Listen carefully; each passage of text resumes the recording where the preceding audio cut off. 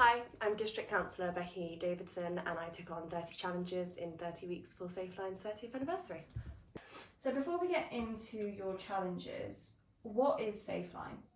Safeline are a charity based in Warwick that specialise in helping those affected by sexual abuse, and they also support their family and friends. And your challenges are to commemorate the fact that Safeline has been around for 30 years. What actually inspired the challenges? I was having a meeting with Cora, Emma and Rachel, and we were discussing what kind of big idea we could do for a fundraising challenge. And I think the main thing we had come up with was doing a zip line with the mayor, which kind of sounds good on paper, but I actually have a lot of friends who would probably do a zip wire for fun. And I didn't think that I was going to get much sponsorship for it. So whilst I wanted to be like, yeah, let's do it, I just knew I wasn't going to get any money. And then we were kind of thinking about different challenges, and what I was trying to think about what people would sponsor. So I know certain friends would sponsor the zip line because they find that scary, but other friends wouldn't. Some people would sponsor this. So I thought, I know, let's do a few different challenges, and that way people can choose which one really resonates with them, that they think, wow, that's really challenging, I couldn't do that. And for us, 30 challenges in 30 weeks was born. Fantastic. And when did the challenges start, and which challenge was the very first? Started on the 1st of January, and then we went through to the 31st of July, which totals 30 weeks. So we started off strong, 1st of January. What does most people do? It's dry January, but we thought we'll make it a little bit more challenging, and I cut out caffeine and fizzy drinks as well. So no cups of tea. Oh, that must have been tough for that first month, especially when having never done any of these challenges before, really. Yes, especially the second challenge, which was to dress up as a banana every day for a week, with no alcohol being allowed. I remember sitting in a pub on a Friday and with Cora, who was also dressed as a banana, and just drinking water because I wasn't even allowed to have a Coke. That is very brave of you to do, and I'm extremely impressed that that's how you started off all of these challenges. And there's 30 challenges, which we could spend hours talking about, but could you point out which were your most memorable? I think the banana one, now I could walk down the street as a banana, no questions asked. I'm just so used to it, it's become part of my identity. But that week when I had to do that, it was so difficult. I remember going to work on a Monday and dressing as a banana, and it was just this is insane, what am I doing? Walking down the high street to go to a shop, and it's January as well, so everyone's miserable, no one's looking at you and laughing and going, oh, a banana. They're like, what are you doing, why are you a banana? That was really, really challenging, but it got the most momentum for the challenges, so I really, really like that one. That will go down.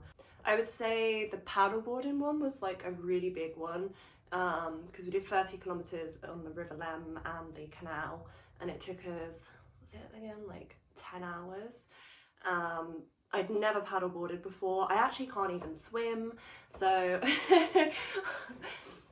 that one was really physically and mentally challenging, but it was also just really good fun. And we had the mayor join us, and we had the BBC do an interview the day before, and I was able to go and use the equipment from the Lem Boat Centre, so it just felt like a really special challenge that I enjoyed. The Warwick Castle dungeon one, my god, that was tough. That was so much harder than I thought it was going to be, because it was just freezing cold. Yeah, that one was tough, but it was also really cool. How many people get to say they've slept in a dungeon? I don't know. Not many at all, I would say, and it's brilliant that you've had so much support from just the community around you. So obviously the Warwick Castle dungeons, Warwick Castle supported you with that. Yeah. And then the Banana Week, I believe that you went to a district council meeting as the I banana did. as I went to well? a district council meeting, so they were very lenient to let me show up to what is a very formal, serious meeting. I mean, you've got your chair in chains and I'm there as a banana. Thank you, Chair, and I just want to say thank you for allowing me to attend as a banana today. I'm sure it's one of the strangest requests you've had. So yeah, and people have been very responsive and very involved. And that was actually how we kind of got the idea to get people to join me on the challenges, because it was like another avenue of funding, kind of getting them to reach out to their friends as well. So obviously Cora joined me as a banana, and then shortly after that I did a 24-hour sponsored silence with Rachel from Safeline, and I think that was the hardest challenge she's done, and she raised quite a lot of money for that as well. And yeah, she had some contacts at the Murphy's Bar who let us use the bar for free to do the karaoke night. And it's these things that like we wouldn't be able to do if they weren't offered for free. That just takes money away from the charity. So, you know, the Lem Boat Centre giving us these like really expensive hundreds of pounds worth of paddleboard, and the teammates that they had as well to like send out and make sure we were safe. Yeah, it's just really incredible. I would say the hardest challenge, like physically, you probably don't want to see my toenails, but I've still got black toenails from like 2 weeks ago when I did the golf challenge, which was to do 3 courses in one day, which is 54 holes, and it took us 8.5 hours.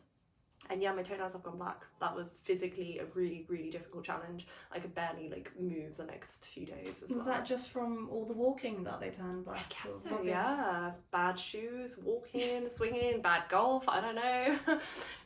Well, we won't say it's bad golf, but probably by the end it might have been. But did you do that one by yourself, or was that with someone else? No, so I had the CEO of Safeline join me, which was really cool, and he did a fantastic job fundraising as well.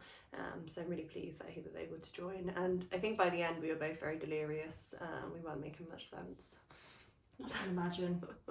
I think after 10 hours, 8 hours of golf. 8.5 hours, yeah. 8.5 hours, yeah, you would be delirious after that. I imagine you could be seeing golf balls. In my dreams, yeah. spinning around. 1 golf ball, 2 golf balls. And you said that he actually helped quite a bit with your fundraising. Off the top of your head, are you able to say how much you fundraised?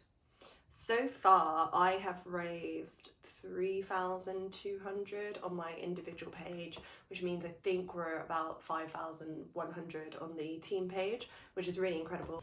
And I'm yet to do one more challenge, the finale, so I should hopefully get some more sponsorship coming then. So yeah, I mean, my target was 3,000, and I'm really happy that I've exceeded that. You've absolutely smashed that, and with all the support as well from other challengers, we'll call them. And looking back at your challenges, is there anything you would change or anything else you would want to add? I think the scariest challenge for me was going up the fireman's ladder, and I told myself I wasn't going to do something height related, and that was horrendous. That was honestly traumatizing, and I would never do that again. I'm glad I did it. No, I'm not. I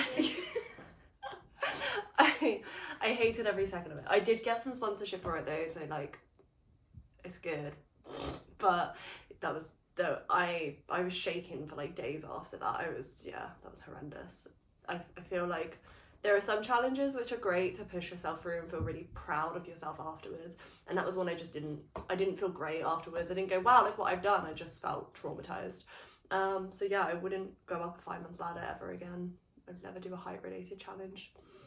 You've done all of these challenges for Safeline, put yourself through one of your worst fitters, well, not even one, multiple, because we know you have arachnophobia as well, you've mentioned before, and obviously had to be surrounded by them in the dungeon. Yeah. And then you're up extremely high, putting yourself through your worst nightmare with firemen, although the firemen aren't the worst nightmare, I'd just like to clarify. And all of this just for Safeline. And why is it you have chosen Safeline as the charity you would support to this length?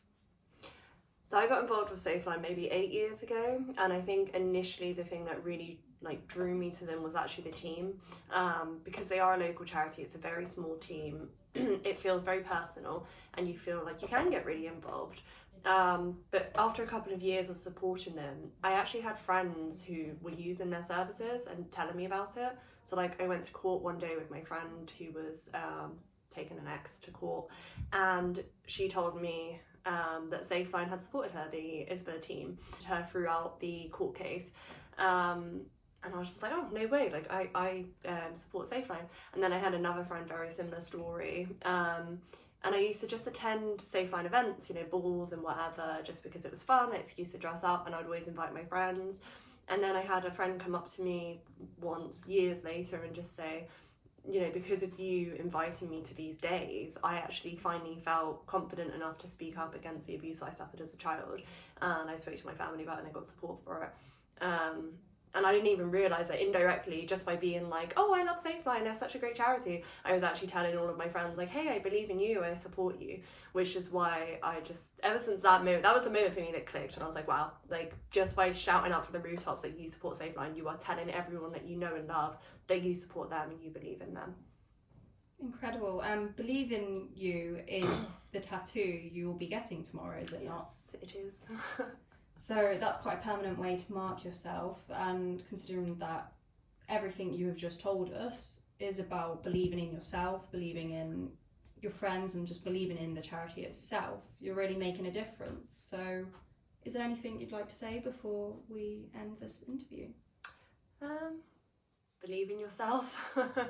I think if you are struggling with anything, even if you think it's insignificant and small, trust me, it's not. Like, there are people at Safeline that are here to hear from you no matter what. If you need support, just pick up the phone, send an email, whatever method of communication you prefer to use. There are ways to get support, and I think you'll feel a lot better for it. But maybe, you know, even stuff like journaling, just writing things down, just reading, researching, and seeing that you're not alone, I think is really important. And also challenge yourself. You know, if there's something you're a bit scared of, just do it, go for it. You're going to feel so accomplished afterwards. It's a really euphoric feeling. Thank you very much for sharing all that with us. Good luck with your life.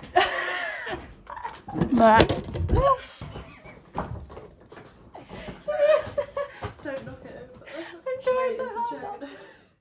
I'm never be able to take this seriously. Alright, let's start again. Something.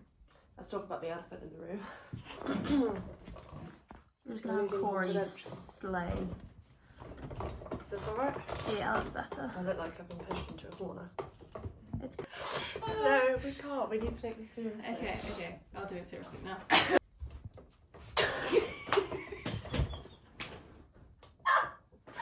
Wait, how do people do this? Because I usually don't know the person during the interview, correct? Oh, right, I'm going to step out the room. Yeah. Hi, please state your name. I think nothing else alright. We're trying to film an interview. Oh. The best we've got to is saying hi. Do you want me not to look at you? You're the problem. I'm fine without you.